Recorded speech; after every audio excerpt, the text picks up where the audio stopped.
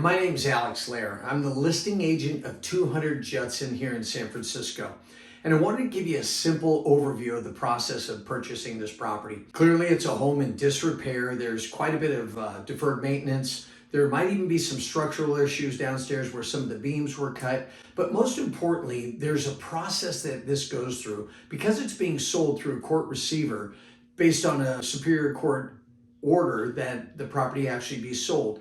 It's been through code violations. It's had a series of events that have led it to this point. So here's where we are. On May 5th is when we begin showing the property. So the property's actually out. We're going to have people walking through it. There's waivers that are required to sign before you can actually enter the property, just because there are some hazards, some tripping hazards. There's no kitchen in the property. The staircase down below to the downstairs is pretty hazardous as well. So again, we want you to use caution and good common sense as you're going through the property.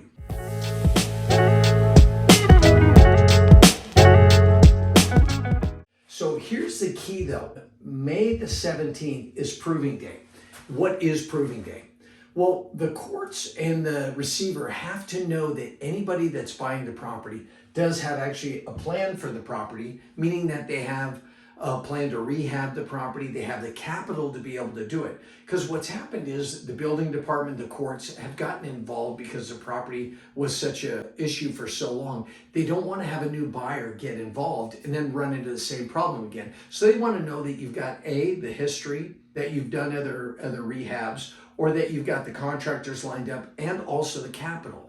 They need to understand that you're really going to be able to do this, and it's not just going to be, oh great, we wound up with another buyer that's a problem in the future. So they wanted the proof. They want to know that you have the plan, you have the proof that you've done other work on this type of project or your contractor has, you've got the funding, and then also there's an agreement that is in the disclosure package as well. So please, that is proving day. Then from there, once we get this group together on the 17th, then from there on the 25th, a week later, we'll have actually auction day, which will be physically in front of the house, and there will truly be an auction. It's actually kind of fun, kind of cool, but the people that have been vetted on this day will actually be allowed to bid on this day. So everybody knows, the courts, the receivers, everyone knows that the people do have the capacity. And typically on that day, somebody from the courts will be there as well as the court receivers. So then from there, here's the part where it gets a little bit strange. Because of the courts, and we don't know exactly when they'll confirm and approve the sale,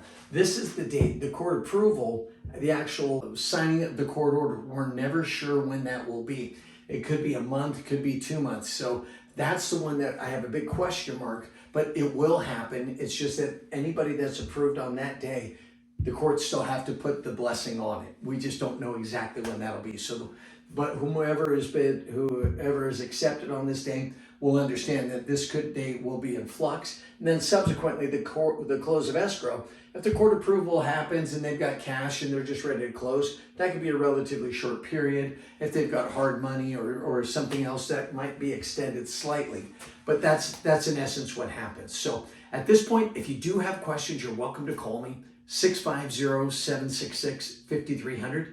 And most importantly, I appreciate your time and I hope it works out well for you.